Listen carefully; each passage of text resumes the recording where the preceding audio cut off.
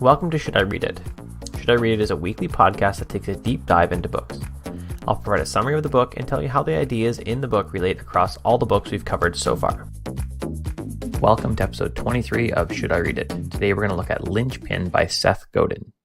While not all of us aspire to be some famous person that holds the keys to success in an industry, we all dream of being indispensable, or being someone that is a leader in some small field. Even if that niche is obscure, being the person that is go-to in that obscure field is a desirable position. This small-scale genius is available to all of us according to Seth Godin in Linchpin.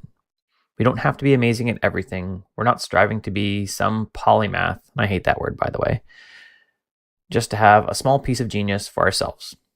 Here's a quote from Godin. "No one is a genius all the time. Einstein had trouble finding his house when he walked home from work every day, but all of us are geniuses sometimes." Okay, maybe not all of us have that dream. Some of us may have had it drummed out of us by circumstance. Maybe we had crappy parents like Gru in Despicable Me, parents who always showed little to no interest in our fledgling genius. Again, this is where Linchpin comes in, with Godin trying to persuade us that we have an opportunity to have a niche of genius. Here's a quote from Linchpin. "My goal is to persuade you that there is an opportunity available to you, a chance to significantly change your life for the better. Not by doing something that's easy or that you've been trained to do, but fundamentally changed, and by taking advantage of this moment, become someone the world believes is indispensable." Godin feels that the world we live in requires this niche genius, people who are willing to step out and make a difference. Here's another quote from him. "We need original thinkers, provocateurs, and people who care. We need marketers who can lead, salespeople able to risk making a human connection, passionate change makers willing to be shunned if it is necessary for them to make a point. Every organization needs a linchpin, and one person who can bring it together and make a difference. Every organization needs a linchpin, the one person who can bring it together and make a difference. We need this because the old story being average at an average job is no longer a viable way to any type of stability. Long gone are the days of factory work where you could show up and push that lever reliably and get paid an awesome wage and expect that you'd be better off than your parents." Here's another quote from Linchpin. "Factory work offered average people with small dreams a chance to make a significant change in their standard of living. As a bonus, this new wealth came with a pension, job security, and even health insurance. Now, we're in a world where the ability to show up and crank widgets is no longer tied with earning a wage to support a family on." Here's another quote from Linchpin. "What does it mean to make a difference? Some jobs are likely to remain poorly paid, low in respect, and high in turnover. These are jobs where attendance, showing up, is all that really matters. We may try to cling to this as we aim for a living wage in jobs where showing up is 98% of the skill required, but it's simply not something that is sustainable. If you're at a job where showing up and not being drunk are two of the main keys to your employment, then that's something that anyone can do and has little value creation in it." Godin tells us that we need to divorce ourselves from the notion that we have a right to a job that pays well. Maybe we've been brought up to think that, but we've been lied to. Showing up and sticking it out does not mean we will earn well or that we provide more than passable valuable to the economy. Here's another quote from Godin. "You have no right to that job or that career. After years of being taught you have to be an average worker for an average organization, that society would support you for sticking it out, you discover that the rules have changed." Much of the world is grappling with this transition, and not in ways that are attempting to grow with the change. They're trying to prop up the old dream of showing up being a valuable skill. Many people feel that showing up should mean society owes us. Society owes you little outside of rewarding you for the value you create. Being a barista is really not that high value. The key skill for 99% of baristas is showing up and smiling and not smelling terrible. With some training, anyone can make a basic cup of coffee. This shouldn't be depressing though, because the means to create huge value in the world is so much more accessible than it was before. There are more niches to occupy, and the means of occupying them is so much easier than it was before. Here's another quote from Godin. "Today, the means of production equals a laptop computer with internet connectivity, $3,000 to buy a worker, an entire factory." Now, when I originally wrote this, I was sitting in Starbucks drinking the cheapest coffee on the menu and writing. While I have an iPad and a portable keyboard and numerous other things that make the experience easier for me, none of them are required. A $200 computer gives you the same access to the market as I have. That $200 is all the means of production that you need. Now, if the means of production are similarly accessible to most of us, what does it take to become that linchpin? It takes the acknowledgement that the rules of work have changed, and instead of whining about it, diving in to learn the new ways that we can create value for our employers and for the market at large. Here's a quote from Linchpin. In every case, the linchpins among us are not the ones born with magical talent. No, they are the people who have decided that a new kind of work is important and trained themselves to do it. For most fields, this means that we need to eschew the standard of multitasking, and that is a requirement. We need a single task. We need to sit and focus on our field and value creation, and by doing so, we will outpace those around us. The sad part is that in the midst of this being a required skill, focus is one of the resources we have that is fast being trained out of us. Cal Newport wrote a whole book talking about how single tasking and focus are keys to being awesome at our work. This single quote will give you a good idea of what deep work is all about. Cal Newport says, "The deep work hypothesis is the ability to perform deep work is becoming increasingly rare at exactly the same time it is becoming increasingly valuable in our economy. As a consequence, the few who cultivate this skill and then make it the core of their work life will thrive." You can find a link to deep work in the show notes. While many people rail against the change and strive to bring about rules to govern wages which attempt to bring back the old equations, they forget that if they're in a job that competes on price, they're an expense on the books. Here's a quote from Godin. "If you want a job where you don't need to be creative because the company's cost structure is so aggressive that customers just materialize, don't be surprised the low cost structure costs you your job. Instead of asking ourselves, how can society take care of me? We should be asking ourselves how we can get better." Here's another quote from Godin. "If your organization wanted to replace you with someone far better at your job than you are, what would they look for? What would it take to be that person that is so much more valuable than you are right now? Would it take dedication to reading? Would you need to spend some of your own money on courses? Do you need to step out of the safe cocoon of coddling and take a risk? Yes, this risk means that you may fail. You may need to get up again and see if it works the second time, or the third time, or the 568th time. But are you willing to take a risk and provide more value?" Here's a quick quote from Grit as well to cement this point. "Enthusiasm is common, endurance is rare." You'll find a link to Grit in the show notes as well. While we may agree that being a linchpin is worth huge value, we shouldn't fool ourselves into thinking that linchpins are brilliant all the time. In fact, Godin says that the more value we create, the less time we spend doing that activity. Here's how he says it when he calls it the law of linchpin leverage. The more value you create in your job, the fewer clock minutes of labor you actually spend creating that value. In other words, most of the time, you're not being brilliant. Most of the time, you do stuff that ordinary people could do. Mark Manson echoes this in his book called The Subtle Art, and I'm cutting out a few words there. The subtle art of not giving you can guess, but brings in the additional ideas that the mundane seems so much less desirable today because of the polarities we see in the media. We actually look at Subtle Art, Mark Manson's book, in episode 19. Here's a quote from Manson. "Our lives today are filled with information from the extremes of the bell curve of human experience, because in the media's business, that's what gets eyeballs, and eyeballs bring dollars. That's the bottom line. Yet the vast majority of life resides in the humdrum middle. The vast majority of life is unextraordinary, indeed, quite average." Well, we must recognize that much of our life is average and that almost everything we see on the news and social media is simply a highlight reel. We need to ensure that we don't organize our business around average. Here's a quote from Godin.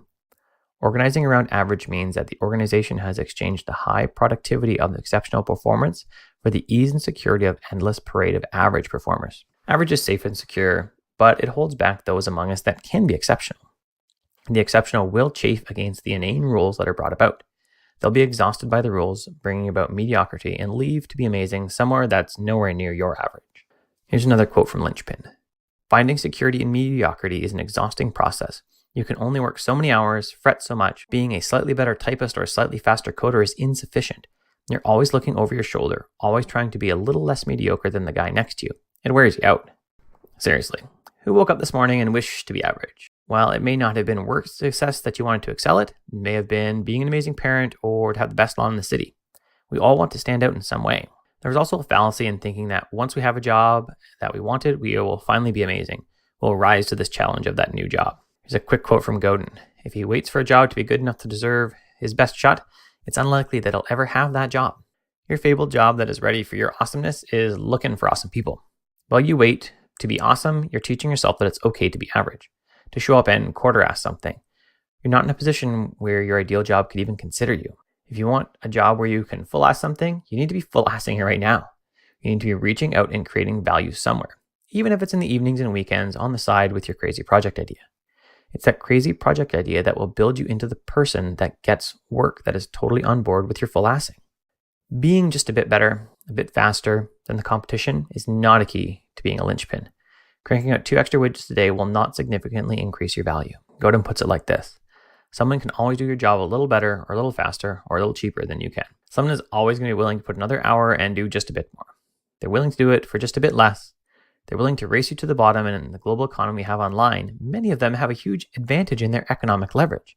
They live somewhere that the cost of living is so much lower that working for 10% of your wages still means they're fabulously wealthy relative to the rest of their peers. So where does this leave us? How do we find a space where we can be a linchpin, a space where we can carve out value and enjoy doing it? It's not way out in the middle of a new niche. Then you have to train all your potential customers that there is value in what you do. It's along the edges of what is currently seen as valuable. Here's a quote from Godin. Artists think along the edges of the box because that's where the audience is. That's where the means of productions are available. That's where you can make an impact. Many people do some reading, but few people dig deep and write about the books. I'm pushing against the edges of the box as I look at books. I turn that into some value by producing reading lists for topics so that you don't have to wade through the wealth of material out there. I've done it for you and it's valuable. I do it again when I produce these podcasts on top of the written reviews. Simply reading isn't valuable though. Shipping material based on the reading is what's ultimately valuable. Here's another quote from Godin. I think the discipline of shipping is essential in the long-term path to becoming indispensable. While some artists manage to work for years or decades and actually ship something important, far more often we find the dreams of art shattered by the resistance. The biggest hurdle to shipping is friction. Sean Blanc has a great post about the need to remove obstacles to promote output. You can find a link to that in the show notes. The resistance is friction. It's the idea that we'll find any reason at all not to put ourselves out there. Instead of writing, we'll organize our sock drawer according to ISO standards. Or maybe like me, you'll dust some Lego. We'll publish all kinds of images on social media to show that we're being productive.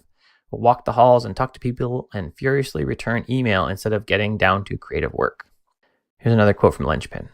Looking busy is not the same as fighting resistance. Being productive at someone else's task list is not the same as making your own map. Looking busy is so sad because it tricks us into thinking that we're making forward progress when we're really shuffling deck chairs on a sinking ship of our productivity. Another fear in shipping our work is that it won't get the traction we hope. By not shipping, we can keep fooling ourselves into thinking that if we shipped, we'd be successful. We're successful in our heads. Here's a quote from Godin. You become a winner because you're good at losing. The hard part about losing is that you might permit it to give strength to the resistance, that you might believe you don't deserve to win, that you might, in some dark corner of your soul, give up. Winners ship and then fail. And they ship some more, and they're going to fail some more. And they ship and they get a tiny bit of traction, and then more failure shows up, and maybe a tiny little bit of traction again. At some point, it all comes together, and they have a winning combination. The key is that they kept shipping instead of sitting back and staying successful in their head. I know you may have been hoping that by reading Linchpin, or just look at it by listening to me, you'd come up with a clear map of how to become a linchpin, how to win at work and gain the success you want. Well, you're not going to find it here or in Linchpin by Seth Godin. Godin says that the maps are for cogs in the wheel. You don't become a linchpin by being a cog and following the well-trodden path of others. That's how you become average, one among many. Your road to becoming a linchpin will be lined with ideas you've tried and failed at. You trial ideas, evaluate them in light of their traction with others and their traction in your work. Then you adjust and you pilot again. You must make the choice to try new things, to show your ideas if you want them to be seen as a linchpin in your field. You can't hide behind the tried and true processes that others have followed. Here's a quote from Linchpin. What will make someone a linchpin is not a shortcut. It's the understanding of which hard work is worth doing. The only thing that separates great artists from mediocre ones is their ability to push through the dip. While Godin doesn't provide us with a great way to evaluate which ideas are worth pursuing and which ones aren't, he's written a whole book about when to push forward ideas and then when to drop them. A book is called The Dip. He gives us 3 criteria in this book for deciding what to move forward with. First is, am I panicking? So really, are you just scared in the moment? 2 is, am I trying to influence? Is your market big enough? You can probably just expand it. And 3, is there any sort of progress that I'm making? Can I measure anything? Using these 3 questions, which I explored when I looked at The Dip, and you'll find a link to that in the show notes, we can get a decent idea of the worth of our ideas. One frustrating thing I've seen is that phrases that I've used, I've seen get much more traction in the mouths of others. It's infuriating, and for a time I let the success of others with what is my ideas, in air quotes, harm me. What I realized eventually was that though I came up with the idea first, I didn't have the career capital yet for it to gain traction. Here's what Cal Newport says about career capital in So Good They Can't Ignore You. The core idea of this book is simple. To construct work you love, you must first build career capital by mastering rare and valuable skills, and then cash in this capital for the type of traits that define compelling careers. At work, your crazy idea is not valuable in the eyes of your boss because you've never taken the time to establish that you have anything valuable to say. Many people have been convinced their whole life that by virtue of existing, they have valuable ideals that everyone needs to stop and listen to. Here's a quote from Linchpin. Too often, heretical ideas in organizations are shot down. They're not refused because they're wrong. They're refused because the person doing and selling doesn't have the stature or track record to sell it. Yeah, your idea might be great, but if you want people to listen to it, you need to spend time showing them that you have the track record to back up the crazy. A wall of participation ribbons is not how you do this. Here's another quote from Linchpin. Focus on making changes that work down, not up. Interacting with customers and employees is often easier than influencing bosses and investors.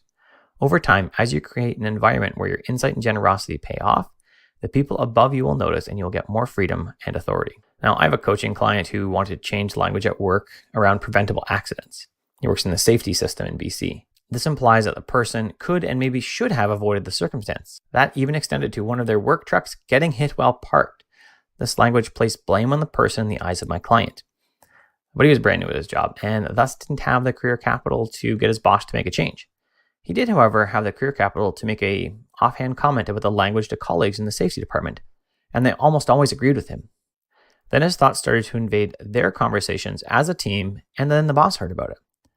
They're now in discussion about changing the language officially on their forms. Taking a long-term approach allowed my client to make a change and increase his career capital because everyone acknowledges that he originated the idea. This episode of Should I Read It is brought to you by the 8-Week Business Bootcamp. If you're tired of struggling with your business, tired of not getting the traction you want, tired of working overtime with little to show for it, then Bootcamp is for you. Join me to get your business back on track and still have time to see your family. You'll find a link for Bootcamp in the show notes. As always, our last question is, should you read Linchpin by Seth Godin? But before I give you my verdict, I want to give you one final quote. When you meet someone, you need to have a superpower. If you don't, you're just another handshake. It's not about touting yourself or coming on too strong. It's about making the introduction meaningful. If I don't know your superpower, then I don't know how you can help me or I can help you. If you want to be a linchpin, you need to be a superpower. If you want to develop a superpower, then you got to read this book. If you're not sure that you need a superpower and feel like showing up should be worth high value, yeah, you should read Linchpin still. You don't like reading it because you realize showing up is of almost no value, which is why you're getting paid so little. So read it anyways.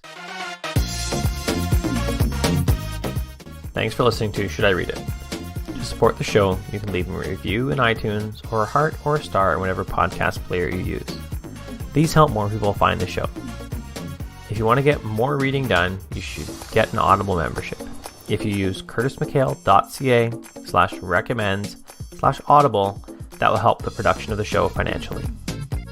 In our next episode, episode 24, we'll look at Decoding the Science of People as we work through Captivate by Vanessa Van Edwards.